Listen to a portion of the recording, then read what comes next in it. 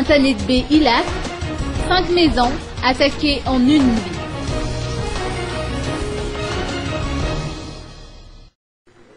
Cinq maisons du Fouktan d'Internet B Ilaf, commune rurale d'Inkalkel Ilaf, ont été la cible d'une attaque à main armée la nuit dernière. La bande de braqueurs était composée de 6 individus. Ils ne portaient pas de cagoule.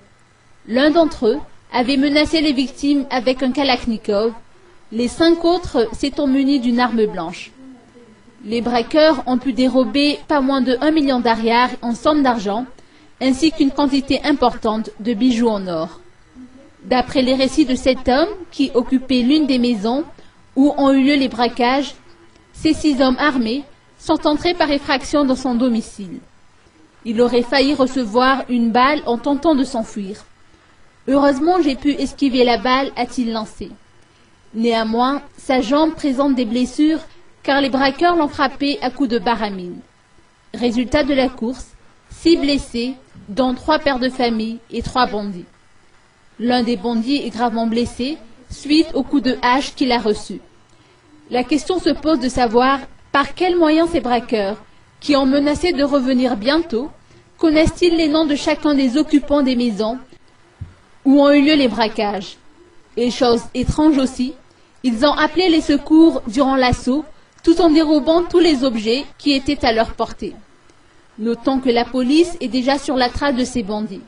Le responsable du Fouktan de noter que le quartier d'Internet B Ilaf est qualifié de zone rouge, vu la prolifération des attaques à main armée qui se sont succédées depuis quelque temps.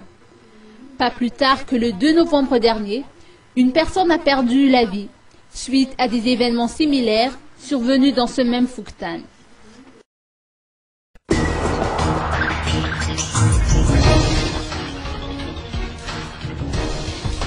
Amnesty, une commission spéciale pour les requêtes individuelles. Tous les dossiers et requêtes individuelles relatifs aux droits d'Amnesty sont traités au niveau de la commission spéciale sur l'amnistie, a précisé la ministre malgache de la Justice, Christine Razanamassou. En l'état actuel, les requêtes arrivent au compte-gouttes, alors que la commission est déjà opérationnelle depuis quelque temps. La porte reste grande ouverte pour ceux qui souhaitent déposer leurs requêtes auprès de la commission spéciale sur l'amnistie, a-t-elle précisé. Pour le cas particulier de Barke Ravalmanan, il appartient à cette commission de fixer sur son sort. Sur la plainte déposée par les victimes du 7 février 2009 contre l'ex-président de la République au niveau du tribunal sud-africain, la ministre de préciser qu'une coopération judiciaire s'impose. Enfin, au sujet cette fois-ci du colonel Charles Ngeneswaven, la décision prononcée contre lui avant son départ sera mise à exécution dès qu'il foulera le sol malgache, a indiqué la ministre Christine Razanamassou.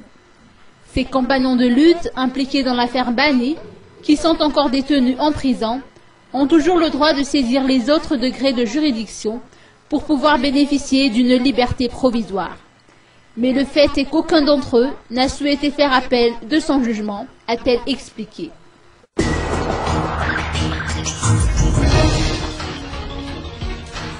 Andradwil, je donnerai la primeur de ma décision au peuple malgache.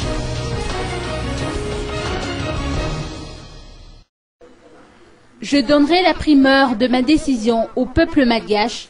C'est ce qu'a répondu ce matin le président Andradwil au cours d'une interview accordée à Radio France Internationale concernant sa candidature au présidentiel de 2013.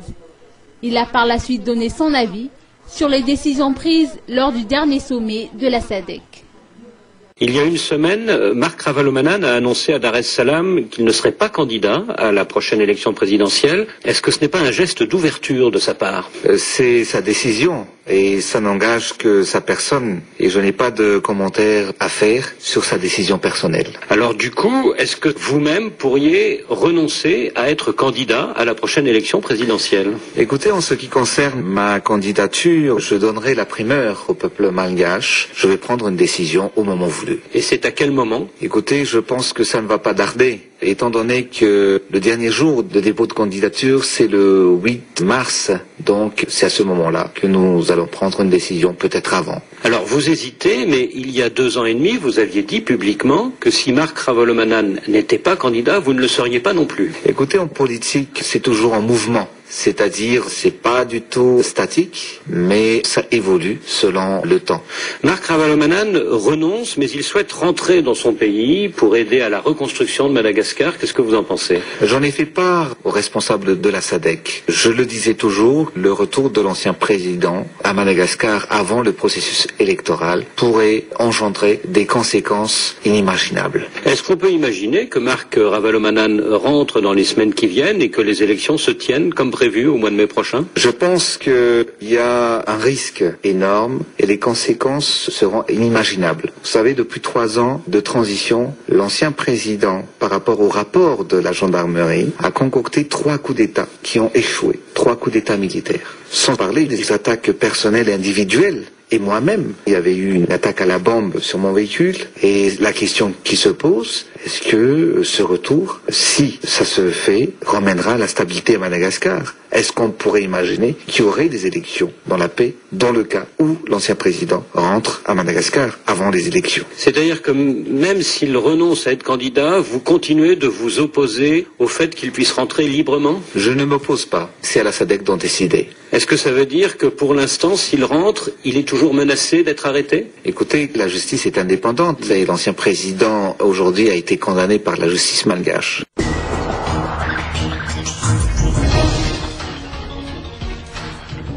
Groupe des éclaireurs de contact, nouvel appel au FFKM pour la médiation.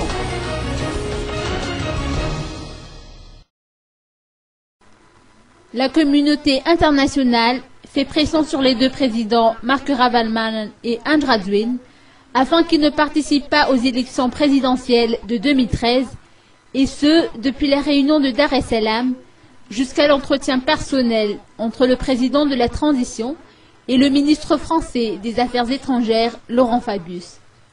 C'est en tout cas l'avis du groupe des éclaireurs de contact, représenté ici par Bézassir Hamid.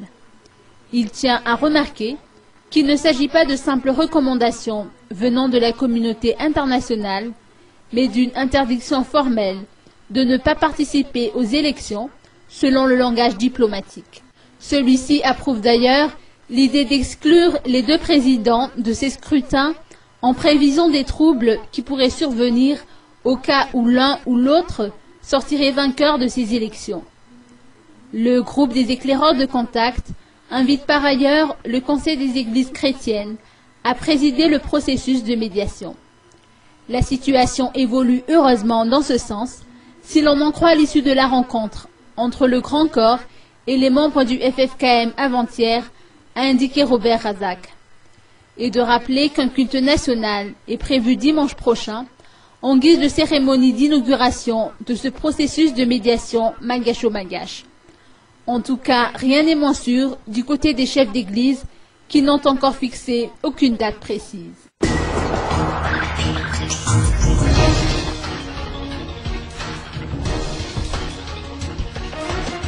CST, mise en place de la commission sur la propriété foncière.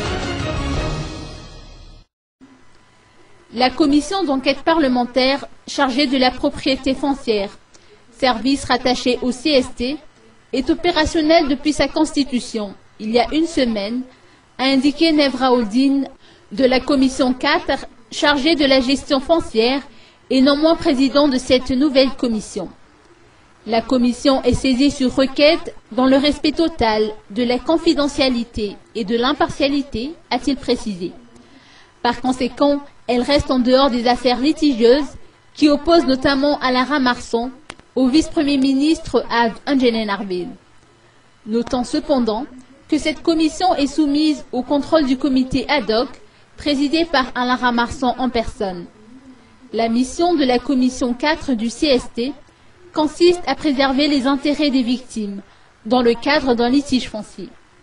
À titre d'exemple, 300 familles ont bénéficié de travaux de cette commission la semaine dernière au terme d'un accord conclu entre le ministère de l'Agriculture et le Premier ministre concernant un permis de branchement électrique.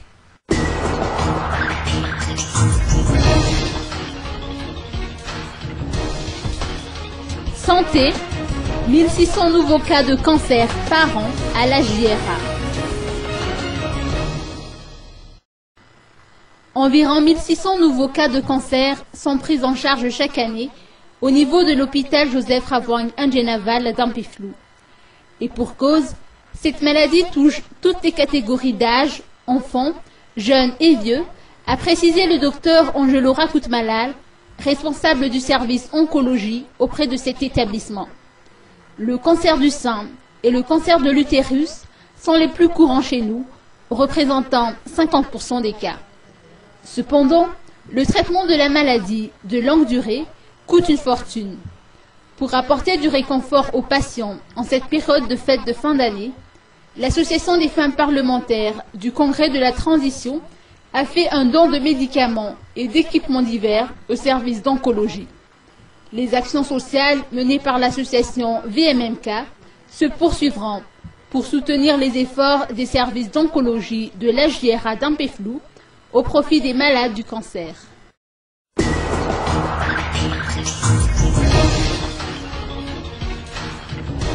RTL Madagascar, des jouets par milliers pour des orphelins et handicapés. 50 enfants, orphelins ou abandonnés, sont actuellement pris en charge par l'association Orphelinat Iris Ministries Sizatalatamat Ambouinamb. L'opérateur RTL Madagascar a eu une pensée pour ses enfants en cette période de fête.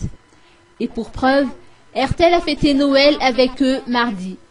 Des jouets ainsi que divers matériels leur ont été ainsi offerts, au grand bonheur de ces petits qui vont fêter Noël avant l'heure.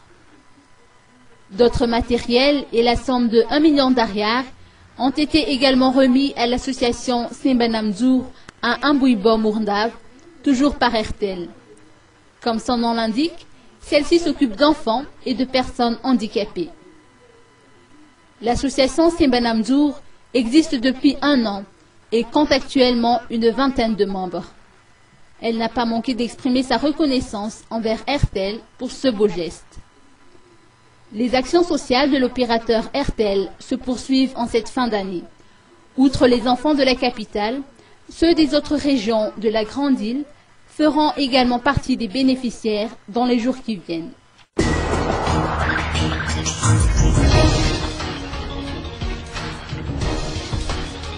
Materoto, toute une gamme de groupes électrogènes en cette période de pluie. Pour faire face aux coupures d'électricité qui sont fréquentes, surtout durant la période des pluies, les grandes entreprises, mais aussi les particuliers, ont recours aux groupes électrogènes. Materoto Inkonjan propose à ses clients toute une gamme de groupes électrogènes. Écoutons les précisions de Slouf Rabizanahar, responsable des ventes. Materoto actuellement, pour les groupes électrogènes Massey Ferguson, sont de 10 kVA à 3300 kVA.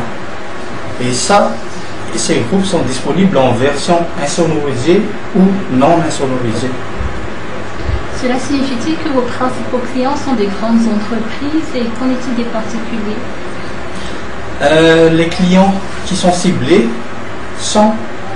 visent une large spectre, c'est-à-dire que les particuliers commencent actuellement à s'acquérir de groupes électrogènes parce que dans leur domicile ou dans leur activité quotidienne, ils ont besoin d'électricité en cas de coupure et il n'en est pas de reste pour les grosses sociétés ou grosses compagnies qui utilisent les groupes électrogènes pour leur productivité journalière.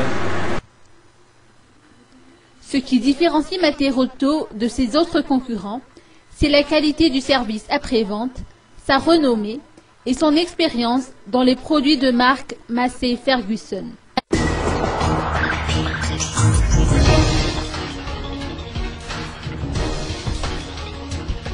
Agence Anta, des dents de l'agence Xinua. L'agence de presse Chine Nouvelle ou Xinhua a fait don de matériel multimédia à l'Agence nationale de presse Tarach aujourd'hui. Cette action constitue la deuxième phase d'une série de donations qui a débuté en août dernier. Ces équipements serviront à l'agence de presse dans ses travaux d'imprimerie et d'information en temps réel.